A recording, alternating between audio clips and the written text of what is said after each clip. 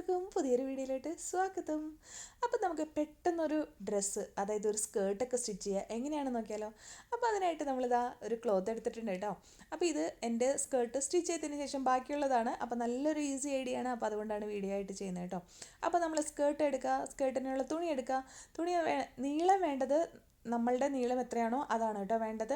അതിനുശേഷം വേസ്റ്റിലോട്ട് വരുന്ന ആ വിഡ്ത്ത് ഉണ്ടല്ലോ, അത് നമ്മളുടെ വേസ്റ്റിൻ്റെ വിഡ്ത്ത് കഴിഞ്ഞിട്ട് ബാക്കി എത്രത്തോളം കൂടുതൽ കിട്ടുമോ അത്രത്തോളം നന്നായിട്ട് എടുത്തു കഴിഞ്ഞാൽ അത്രയും ഫ്ലെയർ കിട്ടും കേട്ടോ. അപ്പോൾ ഇതേപോലത്തെ ഒരു ക്ലോത്താണ് കേട്ടോ എടുത്തിരിക്കുന്നത്. ഓക്കെ, അപ്പോൾ ഇതേപോലെ നമ്മൾ ക്ലോത്ത് സെലക്ട് ചെയ്യുക. നമുക്ക് ആവശ്യമുള്ള ക്ലോത്ത് ഏതാണെങ്കിലും സെലക്ട് ചെയ്യുക. അതിനുശേഷം ഇതിൻ്റെ താഴെ ഭാഗം ഉണ്ടല്ലോ, അതൊന്നും നമ്മൾ അടിച്ചു കൊടുക്കുകയാണ് കേട്ടോ ചെയ്യുന്നത്.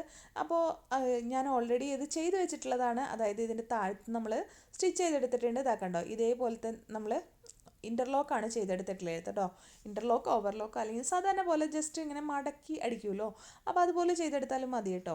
നമ്മുടെ മെഷീനിൽ എങ്ങനെയാണെങ്കിൽ ചെയ്യാം. ഇതേപോലെ മടക്കി അടിച്ചു കൊടുത്താലും മതി കേട്ടോ. ഇൻ്റർലോക്ക് ഓവർലോക്ക് കിട്ടിക്കഴിഞ്ഞാൽ ഇതേപോലത്തെ തുണികൾ കാണുന്ന നല്ല ഭംഗിയായിരിക്കും. അതുകൊണ്ടാണ് ഞാനിപ്പോൾ അങ്ങനെ ചെയ്തെടുത്തത് കേട്ടോ. അപ്പോൾ അതിന് ശേഷം നമ്മൾ എന്താ ചെയ്യുന്നതെന്ന് വെച്ചാൽ ഇതിൻ്റെ സൈഡ് അടിച്ചു കൊടുത്തതിന് ശേഷം ഇതിൻ്റെ സൈഡ് ഉണ്ടല്ലോ, രണ്ട് എൻഡുകൾ ഉണ്ടാവില്ലേ, അത് രണ്ടും കൂട്ടി പിടിച്ചിട്ട് ഒന്ന് സ്റ്റിച്ച് ചെയ്ത് കൊടുക്കുക കേട്ടോ. അപ്പോൾ ഇങ്ങനൊരു റൗണ്ട് പോലെ ആയിട്ട് ഇരിക്കും കേട്ടോ. അതിന് ശേഷം അതിൻ്റെ മുകൾ ഭാഗം എടുത്തിട്ട് ഇങ്ങനെ ഒരു മടക്ക് മടക്കുക, വീണ്ടും ഒരു മടക്ക് മടക്കിയിട്ട് ഒന്ന് സ്റ്റിച്ച് ചെയ്യുക കേട്ടോ. അപ്പോൾ അതെങ്ങനെയാണെന്ന് കാണിച്ചു തരാം കേട്ടോ. ഓക്കെ, അപ്പോൾ നമ്മൾ ആദ്യം തന്നെ ഒരു മടക്കിയിട്ട് പിന്നെ സ്റ്റിച്ച് ചെയ്യാൻ പോകണം കേട്ടോ. എന്നിട്ട് അത് എൻഡ് ചെയ്യുമ്പോൾ കുറച്ച് ഭാഗം ഇങ്ങനെ ഓപ്പണായിട്ട് നിർത്തണം കേട്ടോ. ഒരു കുറച്ച് ഭാഗം ഇങ്ങനെ ഓപ്പൺ ആവണം, എൻഡ് ചെയ്ത് നിർത്തണം കേട്ടോ. സ്റ്റാർട്ട് ചെയ്ത് അവിടെ തന്നെ കൊണ്ട് എൻഡ് ചെയ്യരുത് കേട്ടോ. അപ്പോൾ അത് ഇതേപോലെ മടക്കി വെച്ചിട്ട് മെഷീനിൽ വെച്ചിട്ട് അങ്ങ് അടിച്ചു കൊടുക്കുക കേട്ടോ. അപ്പോൾ നന്നായിട്ട് തന്നെ അടിച്ചു കൊടുക്കുക. ഓക്കെ, മടക്കി മനസ്സിലായെന്ന് വിചാരിക്കുന്നു. ഒരു മടക്കിയിട്ട് വീണ്ടും ഒന്ന് അടിച്ചു കൊടുക്കുക.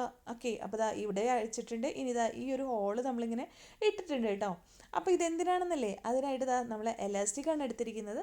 ഇതിപ്പോൾ ചെറിയ കുട്ടികളുടെ ആയതുകൊണ്ട് ഞാനിപ്പോൾ ചെറിയൊരു എലാസ്റ്റിക്കാണ് എടുത്തിട്ടുള്ളത് കേട്ടോ.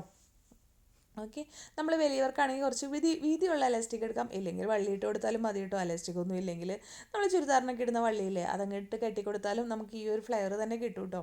അപ്പോൾ കുട്ടികൾക്കൊക്കെ ആകുമ്പോൾ എലാസ്റ്റിക് അല്ലേ നല്ലത്. അപ്പോൾ എലാസ്റ്റിക് എടുക്കേണ്ടത് എങ്ങനെയാണെങ്കിൽ വേസ്റ്റിൻ്റെ അളവിനേക്കാളും 1 ഇഞ്ച് കുറവ് എടുക്കുക കേട്ടോ.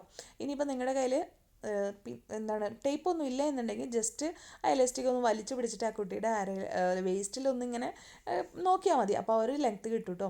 ഇനി നമ്മൾ ആ ഒരു ഹോൾ പോലെ ഇട്ടിട്ടില്ലേ, സ്റ്റിച്ചിങ് മുഴുവനാക്കാതെ ഇട്ടിട്ടില്ലേ, അതിലൂടെ നമ്മുടെ ഈ എലാസ്റ്റിക് അങ്ങ് ഒരു സൈഡ് കയറ്റി കൊടുക്കുക കേട്ടോ. അടുത്ത സൈഡ് ഉള്ളിൽ പോകാതെ നോക്കണേ, എന്നാൽ മാത്രമാണ് നമുക്ക് ശരിക്കും എടുക്കാൻ പറ്റുള്ളൂ. അല്ലെങ്കിൽ പിന്നെ പണി വീണ്ടും ബുദ്ധിമുട്ടാവും കേട്ടോ.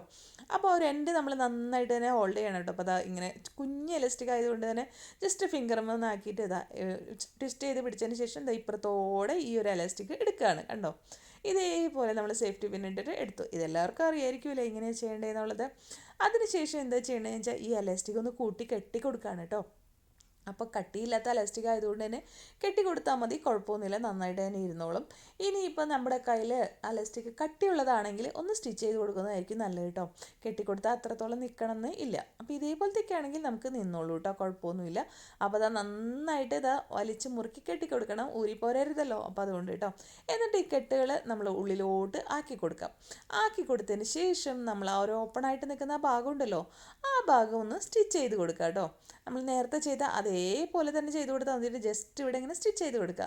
എല്ലാം കഴിഞ്ഞ് കഴിയുമ്പോൾ നമ്മുടെ ഡ്രസ്സ് ഇവിടെ റെഡി ആവും. അപ്പോൾ ഞാനിതൊരു തുണിയിൽ ഒരു പേപ്പറിൽ കാണിച്ചു തരാം കേട്ടോ എങ്ങനെയാണെന്ന്. ഇതാണ് ഇതിൻ്റെ ലെങ്ത്ത്. വിഡ്ത്ത് എന്ന് പറഞ്ഞാൽ നമുക്ക് എത്ര വേണമെങ്കിലും എടുക്കാം. ഓക്കെ, മിനിമം വേസ്റ്റിനേക്കാളും ഒരു 3 ഇഞ്ചെങ്കിലും കൂടുതലുണ്ടാവണം, എന്നാൽ മാത്രമാണ് നമുക്കൊരു ഫ്ലെയർ കിട്ടുള്ളൂ കേട്ടോ. ഇനി താഴെ വരുന്ന ഭാഗം നമ്മളൊന്ന് ഇൻ്റർലോക്കോ ഓവർലോക്കോ അല്ലെങ്കിൽ നോർമൽ സ്റ്റിച്ചിങ്ങോ ചെയ്തെടുത്തു. അതിനുശേഷം അതിനെ ഇങ്ങനെ മടക്കിയെടുത്തിട്ടേ ഈ ഒരു സൈഡ് ഇങ്ങനെ സ്റ്റിച്ച് ചെയ്ത് കൊടുക്കുക. കണ്ടോ, ഇവിടെ നമ്മൾ സ്റ്റിച്ച് ചെയ്ത് കൊടുക്കുക. അപ്പോൾ ഇങ്ങനെയാണ് നമുക്ക് കിട്ടുക കേട്ടോ. കണ്ടോ, ഇപ്പോൾ ഇതേപോലെ കിട്ടും. ഇനി ഇതിൻ്റെ അപ്പുറത്തെ സൈഡ് എടുത്തിട്ട് നമ്മൾ ഒരു മടക്കിയിട്ട് വീണ്ടും ഒരു മടക്കും കൂടെ മടക്കുകയാണ് കേട്ടോ. ഈ പേപ്പർ ആയതുകൊണ്ട് തന്നെ അങ്ങനെ മടക്കാൻ ബുദ്ധിമുട്ടാണ്. അപ്പോൾ എന്നാലും ഞാൻ കാണിച്ചു തരാം. അപ്പോൾ ആദ്യത്തെ ഒരു മടക്കിയിട്ട് വീണ്ടും ഒരു മടക്കണം. എന്തിനാണെന്ന് വെച്ചിട്ടുണ്ടെങ്കിൽ തുണി നന്നായിട്ട് നിൽക്കാൻ വേണ്ടിയിട്ടാണ് കേട്ടോ. എന്നിട്ട് സ്റ്റിച്ച് ചെയ്ത് ചെയ്യാം കേട്ടോ. അപ്പോൾ ഇതാണ് നമ്മുടെ ഫൈനൽ ലുക്ക് ഓഫ് നമ്മുടെ ഡ്രസ്സ്. എങ്ങനെയുണ്ട്? എല്ലാവർക്കും ഇഷ്ടപ്പെട്ടോ?